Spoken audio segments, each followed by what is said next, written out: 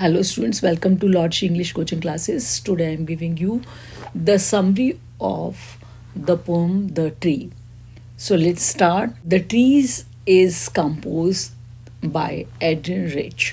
बच्चों जो ये पोएम है द ट्रीज ये बनाई गई है, इसकी रचना की गई है, इसकी रचयिता हैं Adrian rich of USA, United states of America की. शी टॉक्स, वो बात करती हैं. She talks about the ornamental trees.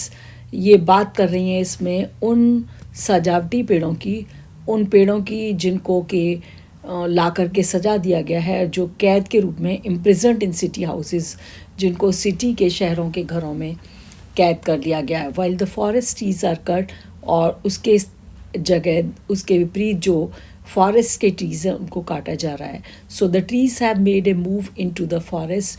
तो जो ट्रीज़ है, जो पेड़ हैं, उन्होंने अपना कदम बढ़ा लिया वापस फॉरेस्ट की तरफ, which are empty at present, जो आज इस समय वर्तमान में खाली हो चुके हैं. एंड नो बर्ड्स सिट, जहाँ पर कोई भी पक्षी नहीं बैठ पाता है.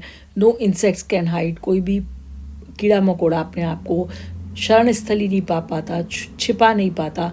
And even no one get shelter under them from scorching sun. और ना ही कोई व्यक्ति क्या कर पाता है, या व्यक्ति या कोई भी जानवर तपती हुई धूप से उन पेड़ों के नीचे शरण नहीं पा सकता है. सो बाय द मॉर्निंग, तो इसलिए प्रातःकाल तक जो empty forest will be full of trees, जो खाली जंगल हैं वो पुनः पेड़ों से भर जाएंगे. All night the roots try to release, ये पूरी रात जो पेड़ हैं ये कोशिश कर रहे हैं क्या करने की, अपने आप को निकल पाने की, रिलीज़ होने की, यहाँ से निकल पाने की अपने आप से फ्रॉम द ब्रोकन फ्लोर. जो भी यहाँ पर जो फर्श हैं घरों के, जो जहाँ पर ये पेड़ लगे हुए हैं, उनकी टूटी हुई जो दरारों से. The leaves make efforts to move towards the glass, और जो पत्तियाँ हैं वो भी अपनी कोशिश कर रही हैं किसकी तरफ, जो ग्लास विंडो हैं उनकी तरफ मुड़ गई हैं, वो भी बाहर जाने के लिए.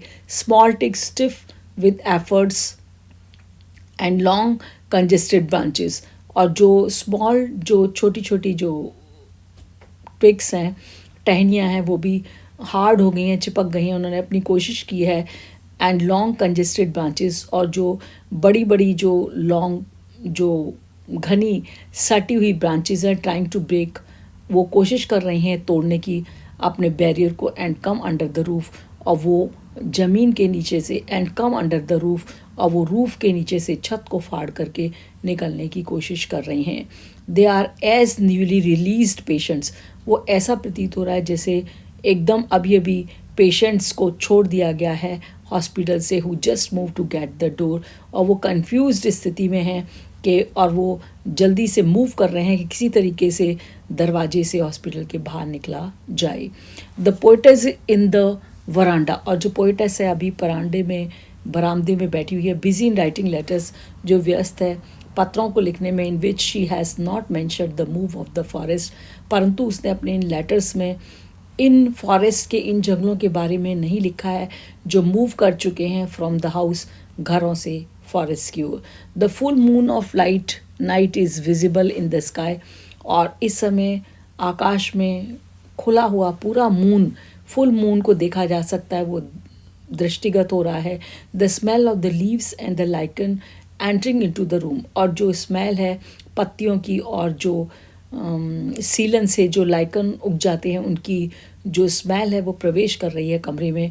The whispering of the trees will stop by the next morning, और ये फुसफुसाहट जो चल रही है तेज़ हवा से जो पेड़ चल रहे हैं, और तो पोएटेस को ऐसा महसूस हो रहा है जैसे वो आपस में कुछ धीरे बातें कर रहे हैं, लेकिन वह कह रही है कल तक ये बातें भी मॉर्निंग तक स्टॉप हो जाएंगी, बंद हो जाएंगी.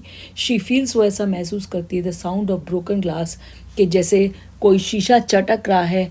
As the trees are moving almost blind due to night, क्योंकि जो ट्रीज़ हैं अंधेरे के कारण उन्हें कुछ दिख नहीं रहा, और वो उस शीशे से बाहर निकलने की कोशिश कर रहे हैं.